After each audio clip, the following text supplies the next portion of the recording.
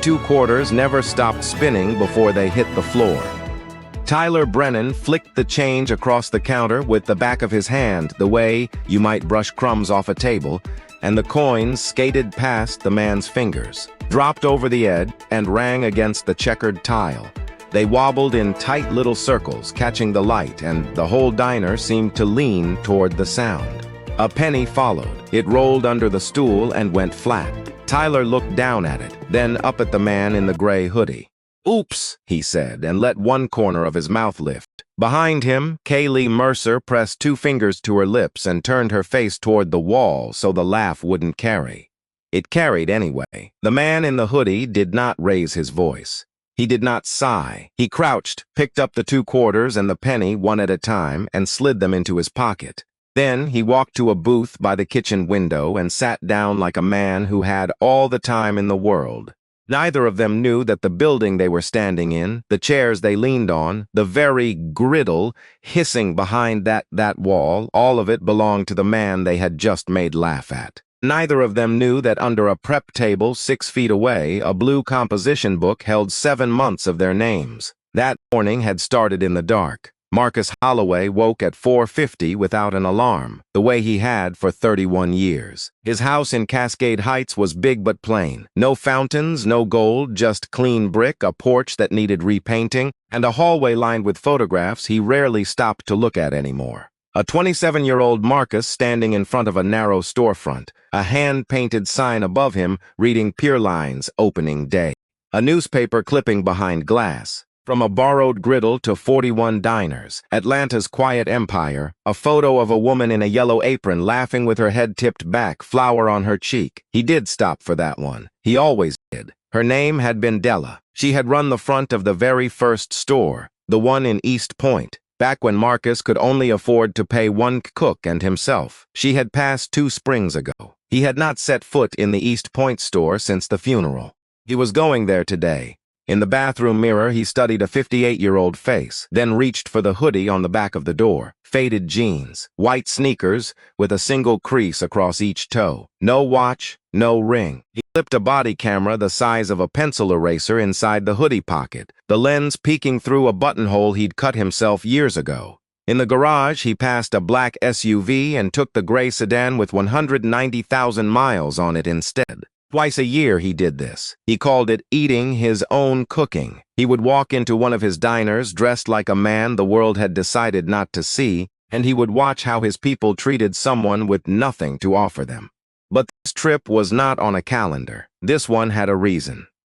3 weeks earlier, the analytics team at corporate had flagged the East Point location. Every Pairlines register logged every keystroke, sales, refunds, voids, manager overrides, and software at the home office combed those logs nightly for outliers. East Point's void rate was 4 times the company average. Voids are the quiet heart of register theft. A cashier rings up a real sale, takes the customer's cash, and then voids the transaction after the customer leaves. So the drawer balances at the end of the night, and the money simply walks out the door. A high void rate on one register, attached to one employee ID, is a flashing red light in any business that knows what to look for. Marcus knew what to look for. He had built the system himself. The flag had gone to the regional manager, Wade Brennan, who oversaw East Point and 10 other stores.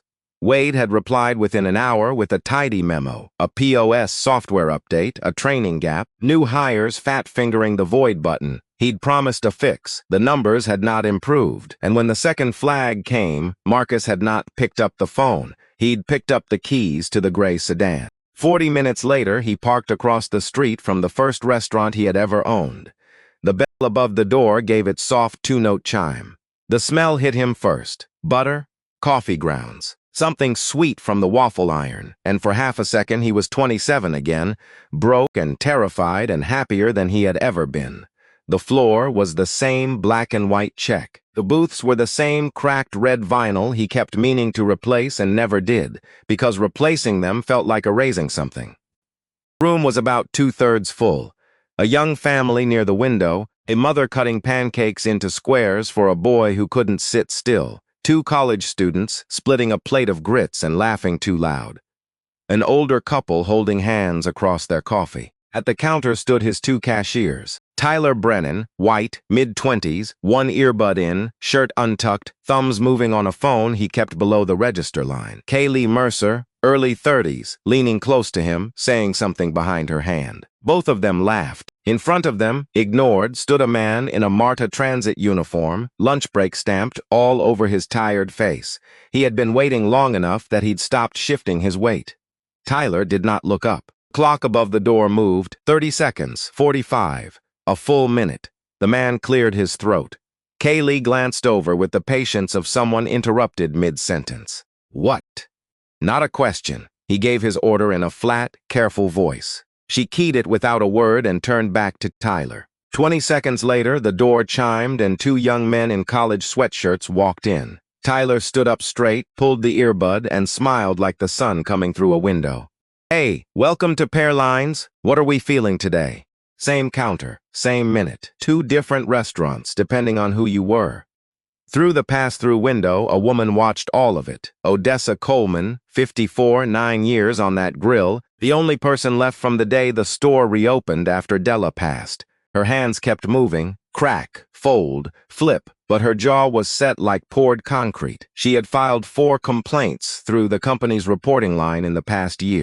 Each one had gone up the chain to Wade Brennan. Each one had come back marked reviewed. No action warranted. Tyler was Wade's sister's boy. After the third one vanished, Odessa had stopped trusting the system and started keeping her own. A blue composition book, $2 at the office supply store. Dates, times, dollar amounts, descriptions of who got the short pour and who got the smile. She kept it in a gallon freezer bag, taped to the underside of the flower table, where the health inspector never looked and Tyler never bent down. She did not know the man in the gray hoodie, but she knew that walk, the slow, level walk of a man taking inventory, and something in her chest went very still. Marcus stepped to the counter. Tyler's eyes did the math the way some men's eyes do. The hoodie, the sneakers, the absence of anything to take. The smile he'd given the college kids did not come back. Help you? 2 words, dropped like loose change. Good morning, Marcus said. The sunrise platter. Egg scrambled, soft, extra biscuit if you've got it. We got what's on the board. Tyler keyed it. His fingers moved fast, too fast, and Marcus, who had stared at that menu screen 10,000 times in his life, caught the line before it scrolled. The platter, tax, and then a third entry that had no business existing on any Pearlines receipt in the country. Kitchen handling fee, $4. What's the kitchen handling fee? Marcus asked. House charge. Everybody pays it. Tyler still hadn't looked up. I've eaten at a lot of these. Never paid one. Now Tyler looked up. He planted both palms on the counter and leaned in, and his voice dropped low, not a whisper, the kind of low that's a dare. Maybe they run loose over there. We do it right here. You want the food or you want to hold up my line? A woman 2 booths back lowered her fork. She was small and silver-haired, a cardigan over a church blouse, a paperback face down beside her plate. Gloria Tatum had taught middle school English in this zip code for 31 years. She looked at Tyler's profile for a long moment, the way you look at a face you used to know younger, and her expression curdled into something private and disappointed. She slid her phone out from under her napkin and set it against the salt shaker. Screen up. Marcus held Tyler's eyes for 2 full seconds. I'll take the food. He laid a 20 on the counter. Tyler made change, flicked it across with the back of his hand, and the coin spun off the edge and hit the floor. Oops, Kaylee's laugh slipped through her fingers. Marcus crouched, gathered the money, and walked to the booth by the kitchen. Under the table, his thumb moved. Phantom surcharge, $4. Not in the system. Recording T, he texted. The reply came in 4 seconds. Confirmed on the feed. Legals watching. R. Renee Caldwell, his chief operations officer, was 16 miles away in a glass conference room with a laptop, a legal team, and 2 corporate security officers already lacing their shoes. 7 minutes later, the college kids who'd ordered after him got their plates. Kaylee carried them out herself, set them down soft as a kiss, said, "Y'all enjoy." Steam came off the eggs. The biscuits sat tall and gold. Marcus waited. 12 minutes total before Kaylee brought his. She dropped it from a hand's height. The silverware jumped. She was gone before it stopped, rattling. Looked down. The eggs were the color of old paper, dry at the edges, the kind that have sat under a heat lamp long enough to forget they were ever soft. The biscuit was a heel, the hard end nobody wants, split and barely warmed. The grits were a gray smear at the bottom of the bowl, not enough to coat a spoon. 2 booths over, a man his own age ate the identical platter. Eggs like clouds, a fat split biscuit dripping butter, a bowl of grits filled to the rim. Same kitchen, same cook, same price. 2 different breakfasts, depending on who you were. Through the pass-through, Odessa's spatula stopped mid-flip. She had plated that order herself. Eggs soft, center-cut biscuit, grits to the brim. What sat in front of the man in the hoodie was not what she'd sent out. And then she remembered Tyler 10 minutes ago, standing at the expediting window with his back to her, both hands over a bowl for a beat too long before he'd carried the tray off himself. She'd thought he was salting it. Her stomach turned over. Marcus picked up his fork, cut into the eggs, lifted them halfway, then set the fork down without tasting. He'd seen enough men's hands over enough plates to know when something was wrong, and the way Odessa Coleman was staring at him through that window told him the rest. The door chimed. An elderly woman stepped in slow, one hand on the frame for balance. A pressed floral dress.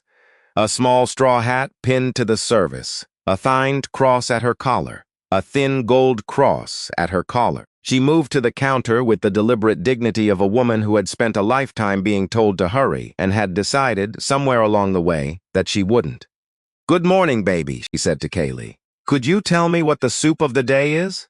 Kaylee kept wiping the screen. 5 seconds. 10. 15. The woman stood patiently, hands folded over the strap of her purse. "Excuse me," she said, a little louder. Kaylee looked up with a long, theatrical sigh, the kind built to make another human being feel like a weight. "Ma'am, I can't understand a word you're saying. You're gonna have to speak up." The woman had been speaking clearly. Everyone within 15 feet had heard her fine. From behind the register, without turning around, Tyler said, "Maybe try the kids' menu. Pictures on it." Kaylee bit her lip. A small, ugly sound got out anyway. The woman's fingers tightened on her purse strap until the knuckles paled. Her chin dipped toward her chest. Her lips pressed into a line. Not anger, but the worn, rehearsed quiet of someone who had learned long ago that some rooms were not built with her in mind. She turned and walked out. The bell chimed behind her, cheerful and small, and the sound hung in the air with nowhere to land. Nobody called after her. At her booth, Gloria Tatum closed her paperback very carefully, as though shutting it loudly might break something. Marcus set down his mug. His thumb moved under the table. "You see that? Every second," Renee wrote. "Who is she? Find out. Loyalty system. She's a regular." She knew right where the counter was. On it. He stood and walked toward the restroom at the back. The narrow hallway was lined with framed photos he had chosen himself. The first staff, the first review, a snapshot of Della in the yellow apron. He stopped at that one for half a breath. On his way back, the kitchen door stood cracked 4 inches. Odessa Coleman was waiting in the gap, spatula still in one hand, apron dusted white. "Don't eat the grits," she said, barely a breath. "Don't eat," she said, barely a breath. Marcus stopped. "I saw him." Her voice trembled but did not stop. "Hands over the bowl 10 minutes before your tray went out. I cooked that plate right. What you got isn't what I sent." She glanced left, glanced right. "I've reported them 4 times, through the company line. It all goes to his uncle, and it all comes back saying, no action, he's Wade's nephew." "How long has this been happening?" Something flickered across her face. A decision, made and unmade 100 times, finally made. Long enough that I started writing it down. She wet her lips. "There's a book. Under the flower table. In a freezer bag. Dates, times, dollars, who got cheated and who didn't. 7 months of it." Her eyes were bright and dry, past crying. The look of a person who has carried something heavy alone for too long. "I kept it 'cause nobody believed me. You believe me?" Marcus looked at her for a long moment. "I do," he said, "and I'm going to need that book. Not yet, when I tell you." She nodded once, fast, and the door swung shut with a soft creak. He went back to his booth. He pushed the tampered plate to the far edge of the table and set his hands flat on the laminate. His posture had not changed since he walked in. His voice had not risen once, but behind his eyes the temperature had dropped 20 degrees. He texted, "Full standby.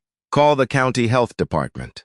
Pull every void, every refund, every override on the East Point registers for 14 months, sorted by employee ID, and tell legal there's a contemporaneous log, a handwritten one, kept by a staff member. We may have a corroborating witness with documentation. A book? You're kidding. I'm not. Move. He stayed 40 more minutes. He ordered a second coffee just to have a reason to sit, and what he watched was not a string of bad moments. It was a machine. A father came in with a small boy. Tyler rang the order $6 over the board price. When the man pointed at the menu, Tyler said, "Prices went up last week." They had not. Marcus had approved every price on that board himself. A woman in scrubs ordered a sweet tea to go. Kaylee filled the cup halfway, capped it, slid it over without a word. 3 minutes later, a teenager ordered the same tea. Kaylee filled it to the rim and said, "There you go, sweetheart." Same drink. Same cup. Same hand. And every few minutes, the quiet part. Kaylee, after a customer left, pulling up the last ticket and tapping Vayoed, killing the phantom fee in the record so the drawer would balance it close. Tyler taking the cash. It was not sloppy. It was bookkeeping. Marcus did the math on the calculator app under the table, the fake fees, the price bumps, the cash that never reached the drawer, and put it somewhere between $200 and $300 a shift. Then the door swung open hard and a young man came in.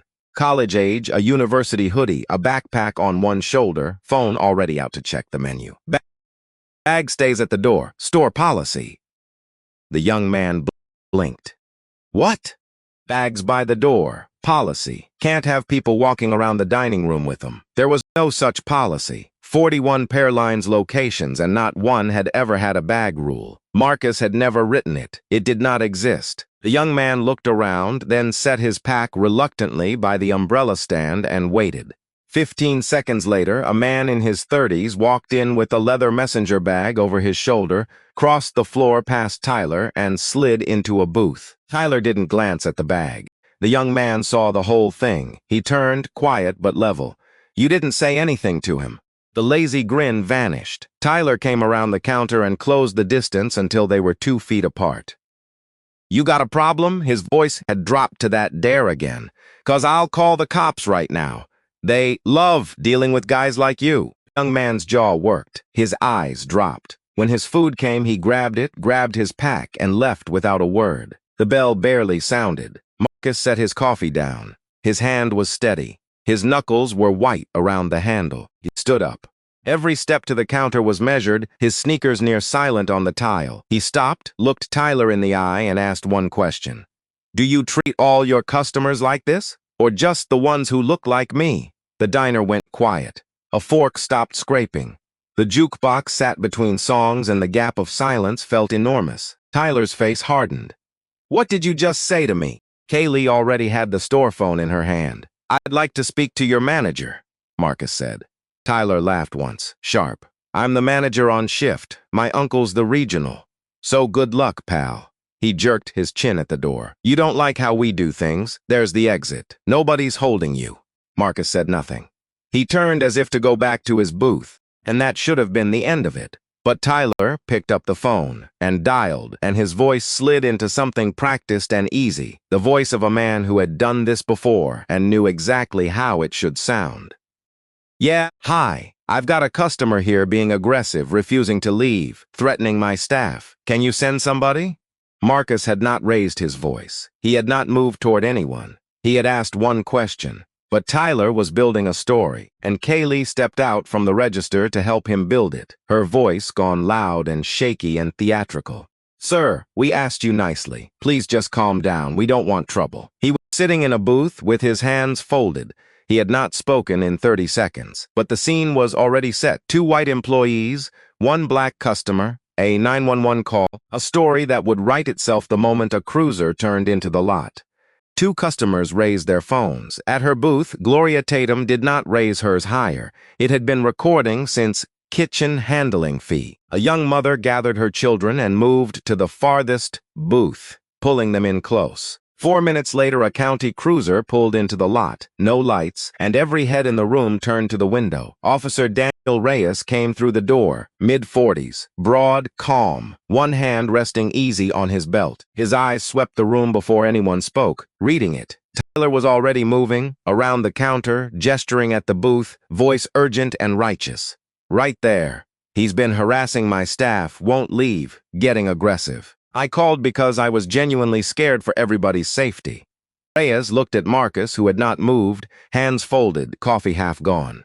Sir, I'm going to need to see some ID. Marcus reached into his pocket, slow, and laid his driver's license on the table. Reyes picked it up, read the name, looked at the face, read the name again. He did not hand it back right away. He turned and looked at Tyler, who stood with his arms crossed and his chin up. Officer, Marcus said, even and quiet. I asked one question about the service here. I haven't raised my voice. I haven't threatened anyone. I haven't refused to leave. Reyes looked around the room, 2 phones still recording, and then Gloria Tatum, the retired teacher, met his eye and shook her head once, a small, clear motion that said everything. The man in scrubs at the corner booth did the same. Nobody in that diner backed Tyler's story. Not one person. Reyes turned to Tyler, and his tone cooled to professional ice.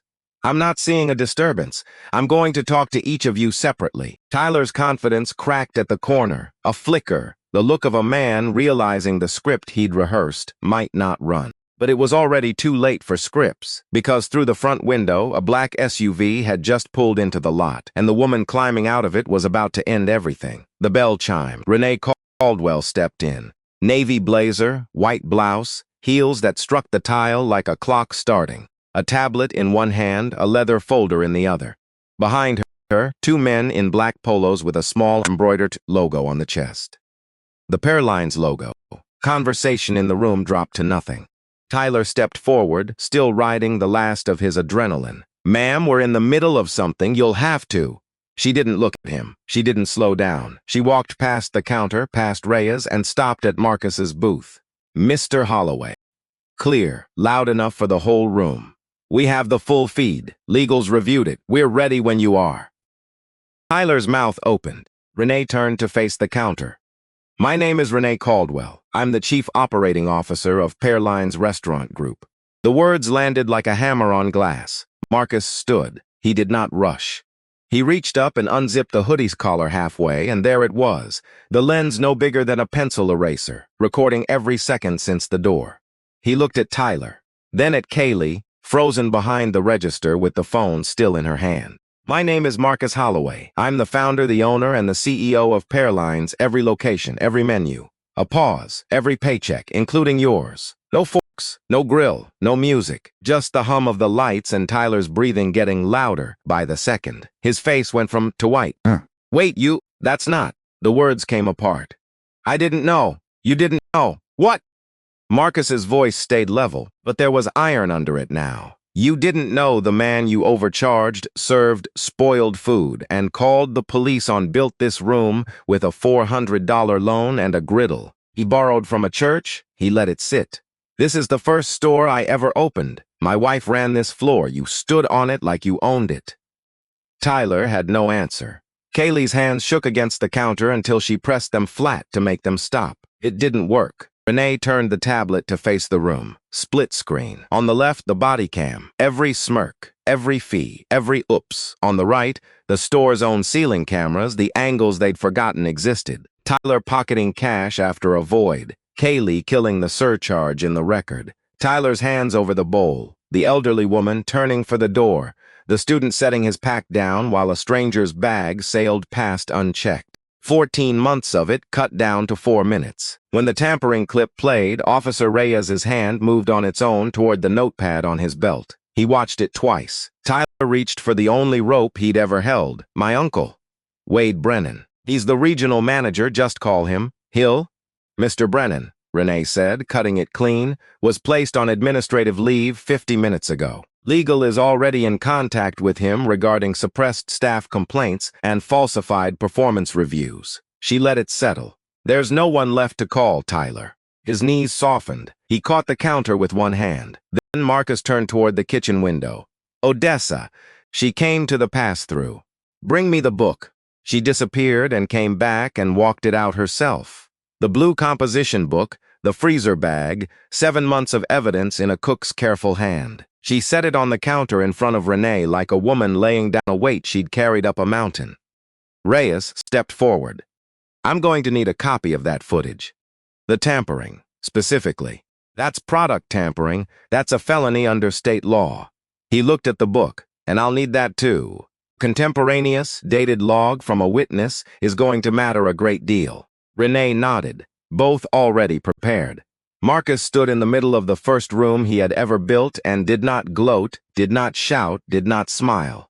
He looked at the man who'd told him the kids' menu had pictures. You had a good job, he said quietly. You had people who trusted you with their breakfast, and this is what you did with it. For the first time all morning, Tyler had nothing to say at all. Kaylee broke first. She came out from behind the register, hands clasped at her chest, tears running. I didn't want this. Tyler told me what to do. I was scared of losing my hours. I just went along with it. Renee opened the folder and laid 3 time-stamped screenshots on the counter, one at a time. This is you, after the woman in the floral dress walked out. This is you voiding a fraudulent ticket while Tyler counted cash. And this, she set the last one down, is you, leaning in to tell him which table to short the tea on. She met Kaylee's eyes. You weren't a bystander. You were a partner. Kaylee grabbed the counter and sobbed. Nobody moved to comfort her. Tyler Brennan, Kaylee Mercer. Marcus said, you're both terminated, effective now. Theft, discriminatory service, and a health code violation I won't even say out loud in front of customers. Final checks will be mailed. You're not to set foot in this or any Pairlines again. I'll need you both to stay available, Reyes added. The tampering alone. Tyler walked toward the door with his head down, a security officer on each side. His footsteps slow and heavy on the tile he'd strutted across an hour ago. Kaylee followed, clutching her purse. The bell chimed, the same cheerful note, but this time it sounded like a period at the end of a very long sentence. A few customers began to clap, slow at first, then louder. The man in scrubs nodded once. The young mother wiped her eyes, and Gloria Tatum, the retired teacher, stood as Tyler passed and said, just loud enough. I had you in 7th grade, Tyler. I know I taught you better than that. He didn't look at her. He couldn't. Then Marcus turned to the kitchen. Odessa stood at the pass-through, spatula back in her hand because she didn't know what else to do with it. Her face had changed, the look of someone watching a door swing open after years of pulling on a knob that never turned. He walked to the kitchen entrance. You tried to do the right thing 4 times, he said, and the system I built failed you 4 times. That ends today. She blinked, hard. I'd like you to run this store, Odessa. General manager, effective now. And that book of yours is going to be the spine of a corporate investigation, not just here. Every store Wade Brennan ever touched. The spatula slipped from her hand and clattered against the steel. She pressed both palms over her mouth. The tears that came were not Kaylee's panic tears. They were the quiet, deep, shaking kind that only come when something you'd stopped believing in finally arrives. 9 years on that grill. 9 years of cooking the food right and keeping her head down and hoping somebody would listen. Somebody finally had. The story did not end when the bell chimed behind Tyler and Kaylee. In a lot of ways, it started there. Over the next 2 weeks, Renee brought in an outside auditor to take East Point apart. Every receipt, every void, every override, every backup tape. What they found was worse than Marcus had guessed. The void scheme had been running 14 months. $61,000 gone, with Kaylee directly tied to about $19,000 of the cover-ups. And here was the part that turned the case from theft into a chain of failures with names attached. The Home Office software had caught it. The exception reports had flagged East Point's void rate again and again. Every flag had landed on Wade Brennan's desk, and every time Wade had written a clean little memo explaining it away. A training glitch, a software bug, new hires. He had been the system's blind spot on purpose. He had also buried 6 staff complaints in 14 months. 4 of them Odessa's, and falsified Tyler's reviews into the portrait of a model employee up for promotion. When the company's attorneys put the documents in front of him, Wade said only, he's my sister's kid. I was giving him a chance to grow. A chance to grow. 14 months of theft and cruelty, and he called it growing.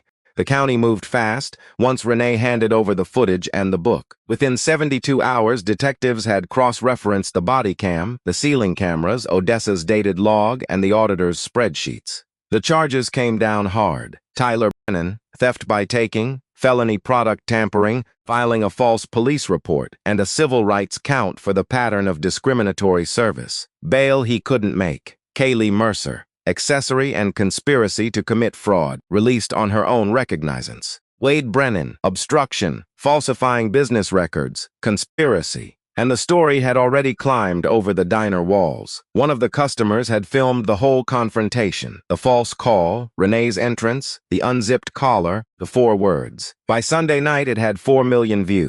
By Monday, a local station ran it. By Tuesday, it was national, and one clip looped everywhere. A man in a gray hoodie, voice never rising, saying every paycheck, including yours. Marcus held one short press conference. He announced 3 changes across all 41 stores. First, anti-discrimination training, every employee, 60 days. Second, and he was specific about this on purpose, the company's void and refund exception reports now route directly to corporate's loss prevention team and trip an automatic email the instant a single register crossed a threshold, with no regional manager standing in the middle of the alert. The hole that hid Tyler for 14 months was being welded shut. Third, a confidential reporting line that bypassed regional management entirely and a $500,000 fund out of his own pocket for customers anywhere in the Southeast who'd been turned away or shamed for who they were.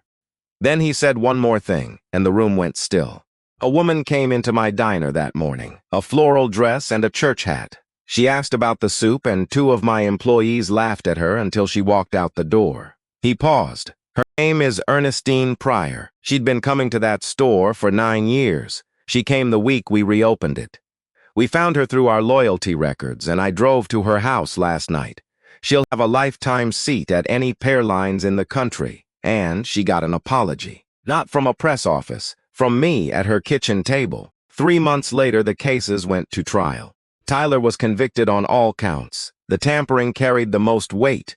Prosecutors paired the body cam clip with lab results from a grit sample Marcus had bagged and handed to Reyes that same afternoon. The judge called the conduct a pattern of calculated cruelty dressed up as casual indifference and handed down 3 years and full restitution of $61,000. Kaylee took a plea, 18 months probation, 200 hours at a community food bank, and a record that would sit at the top of every job application for the rest of her life. Wade Brennan drew a year and a permanent bar from any management role in food service in the state. 12 customers identified through register logs and loyalty data joined a civil rights complaint with the state. It was later folded into a training module sent to thousands of food service businesses across the region. The system that had protected Tyler, enabled Kaylee, and silenced Odessa was taken apart in public and rebuilt where everyone could see it. And it all started with a man in a hoodie ordering scrambled eggs. 6 months out, the East Point Pearlines looked like a different place. Not the walls or the red booths or the jukebox, still playing something slow on a Saturday loop. Those Marcus had built to last, and they had. What changed was the air in the room. Odessa stood at the front now, name tag reading general manager, no longer whispering warnings through a cracked door. The staff around her were new, trained right, and they smiled because they felt like it. The coffee was always hot, and every Saturday at 9:15, a small woman in a floral dress and a church hat came through the door and didn't brace herself anymore. "Morning, Miss Ernestine," Odessa would call. "The usual? Yes, baby. The soup. And the cornbread if you've got it. No, always got it for you." She'd take the booth by the window, the one she used to sit in before 2 strangers made her feel unwelcome in her own neighborhood, and she'd keep that lifetime pass tucked in the front of her purse like a medal. One Saturday in late spring, the door opened and a man walked in. No hoodie this time. A gray suit, polished shoes, a plain watch. Odessa looked up, and her face opened all the way, and she came around the counter and hugged him without a word. He hugged her back. They stood like that a while. They didn't need to say anything. Afterward, he stood outside under the sign he'd painted himself 31 years ago, back when the whole thing was held together by a borrowed griddle and a $400 loan and a woman in a yellow apron. He thought about the kid he'd been at 15, washing dishes at a diner that wouldn't let him eat the food he scraped off other people's plates. He'd built Pearlines so that no one, no matter what they wore or where they came from or who they looked like, would ever feel that door close on them again. What Tyler did was a betrayal of that. What Wade did was a betrayal of trust. But what Odessa did, refusing to go quiet even when no one was listening, $2 of composition paper against 14 months of silence. That was the reason the whole thing survived. The people who hoard a little scrap of power are always the ones most terrified when real authority walks through the door in a gray hoodie.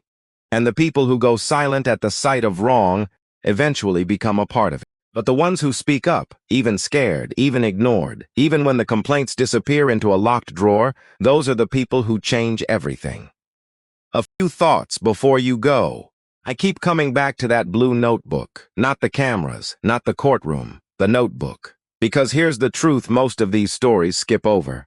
Justice almost never shows up as one dramatic reveal. It shows up as some tired person doing the unglamorous thing over and over with no proof anyone will ever care. Odessa wrote down dates and dollar amounts for 7 months with zero evidence it would matter. That's not luck. That's character, practiced in the dark. And there's a real lesson tucked in here too, one worth keeping. In any business, the people stealing usually leave a trail in the exception, the voids, the refunds, the overrides. The fix is never just trust people more. It's building a system where the warning can't be intercepted by the one person it implicates. Marcus didn't just fire 2 cashiers. He closed the gap that let them hide. That's the difference between revenge and repair. So, let me ask you something. Have you ever watched somebody get treated worse for who they were? In a store, an office, a waiting room, and had to decide in 2 seconds whether to say something? What did you do? I read every comment. Tell me down below. And remember, the camera doesn't have to be rolling for the truth to find you. It always does.